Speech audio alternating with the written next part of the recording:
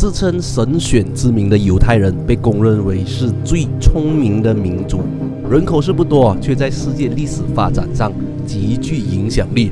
包揽了诺贝尔奖金总数的20%以上，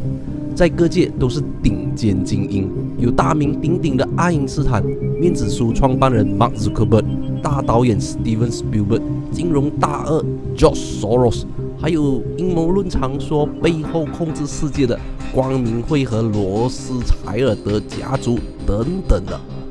那么塞雷800厉害的神选之民，可除了犹太人，也有听说过以色列、希伯来的词汇，他们这仨是同义词吗？还是有什么区别啊？整理下圣经里的故事线来粗略解释。话说大洪水消退后，幸存的诺亚一家继续新一轮的繁衍，人类生生不息，遍布全球，形成不同的民族。不过上帝耶和华又看到世人种种的罪行，本性难移，死不悔改，很是愤怒。无奈神已经答应过诺亚不会再下洪水灭人类，于是相中了诺亚长子山姆的11世孙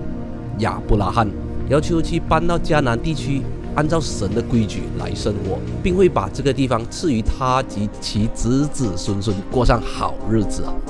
听罢，亚伯拉罕就带领族人从2河流域的美索不达米亚乌尔城渡过幼发拉底河与约旦河，来到这块应许之地迦南，他们便被称为希伯来，即渡河而来的人。过后亚伯拉罕的嫡孙雅各继承了希伯来人族长的位置，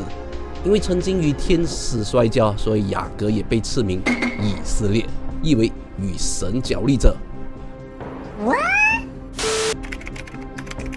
雅各有12个儿子，成为了以色列12支派的始祖。接下来发生种种的事件，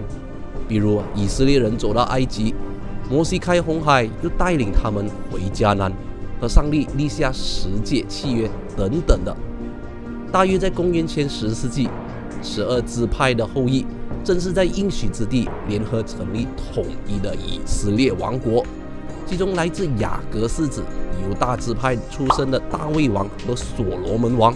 把以色列王国推向了辉煌盛世。大卫星甚至成为了他们民族的象征。这里开始有了些历史考古的佐证，不再是单纯的神话。然而没过几代，12支派大内斗，这个古国就分裂成北部的后以色列王国以及南部的犹大王国。前者更是被美索不达米亚的亚述人入侵后彻底灭亡，北国境内的后裔基本完全消失在历史长河了，只剩下南边以犹大支派为主体的犹大王国作为附庸国苟延残存。这里的犹大在希伯来语叫做 Yahudi， 正是后来 Judah、Jew 犹太的译名。因此狭义来说，犹太人就是12支派中犹大即雅各世子的后人，为远古希伯来以色列的续体。犹太人之后难逃被异族支配的命运，巴比伦、波斯、马其顿、罗马帝国相继占据统治了迦南地区，犹太人只能苦苦等待着预言中的救世主。期间还真出现了自称上帝耶和华儿子的耶稣。犹太人并不愿相信这位弥赛亚，古希腊译为的基督。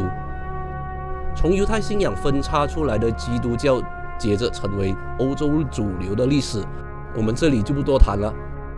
犹太人最后一次和古罗马人起冲突后，被全面赶出了家园，开始大规模逃亡他国。千百年来，犹太人经历各种磨难，颠沛流离，歧视排挤，种族屠杀。面对各地方的同化压力，犹太人始终坚持自己久远的宗教文化信仰，发展出顽强的生命力和智慧。终于在上世纪中叶，联合国帮助下，世界各地几百万的犹太人大批回到他们古希伯来圣经里所谓的应许之地，重建自己的国家以色列。也成功把希伯来语作为口语复活了起来，以团结分散已久的子民。所以一切都迎来圆满的结局了吗？你呃人。恰恰相反而是另一个导火线的开端。